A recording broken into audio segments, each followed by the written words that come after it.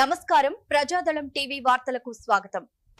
ఏలూరు జిల్లా TDP party అధ్యక్షులుగా ఏలూరు నియోజకవర్గ ఎమ్మెల్యే బడేటి రాధాకృష్ణయ్య చంటి గారిని నియమించిన సందర్భంగా మర్యాదపూర్వకంగా కలిసి శుభాకాంక్షలు తెలియజేయటం కొరకు గౌడ సంఘ సలహాదారులు బెల్లంకొండ కిషోర్ మరియు ఉప్పాల జగదీష్ బాబు గారి సారథ్యంలో ఎమ్మెల్యే ఆఫీస్కు వెళ్లి వారికి శుభాకాంక్షలు అభినందనలు తెలియజేసిన మన గౌడ సంఘీయులు వీరంకి త్రినాథ్, పరసా శ్రీనివాసరావు, వీరంకి అంజిత్ కుమార్, చల్లారి శ్రీనివాసరావు, పామర్తి వెంకట గోపాలరావు, బెజవాడ నాగభూషణం కుమార్, బుర్ర మల్లికాసు, పొన్నూరు సుబ్బారావు, మురాల దుర్గారావు, చిట్టిబొమ్మ అశోక్ కుమార్, కొండేటి బాలాజీ, సొంటి జయరాం, యార్లగడ్డ మనోజ్ గారు, పరసా కిష్టయ్య, జంపాన శ్రీనివాస్, పరసా కోటేశ్వర్రావు,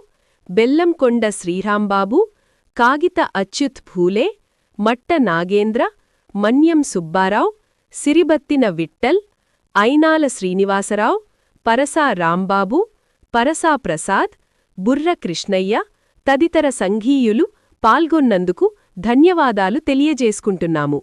గౌడ సంఘ అధ్యక్షులు పరసా శ్రీనివాసరావు గారు. ప్రజాదళ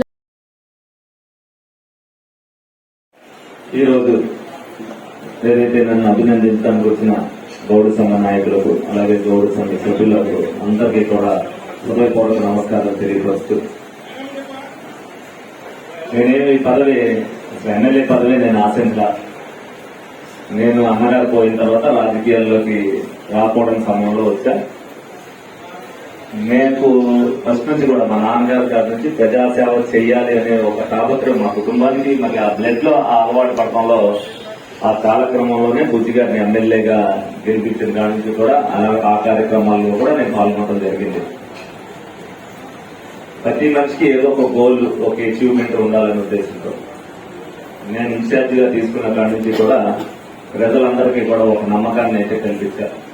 ఆ నమ్మకాన్ని బొమ్మ చేయకోకుండా నా బాధ్యతని 65,000 మెజార్టీతో నా నెత్తి మీద ఎమ్మెల్యేని బాధ్యత పెట్టారు. ఆ 4 సంవత్సరాల తర్వాత నేను చేయవలసిన బాధ్యత ఏంటనేది తెలిసిన తర్వాత గత 18 నెలలుగా నేను ఏం చేస్తున్నాననేది ఏలూరు నియోజకవర్గ ప్రజలందరికీ కూడా తెలుసు. ఒక్కొక్కటిగా, ఎందుకంటే లోపల జరిగిన 5 సంవత్సరాల్లో అనేక విధ్వంసాలు జరిగినాయి. అన్ని ఒక్కసారి మనం సరిచేయాలంటే కుదిరే పరిస్థితి కాదు. కనీసం 10 కోట్ల రూపాయలు ఏలూరులో రోడ్లు కూడా వేయలేని పరిస్థితి.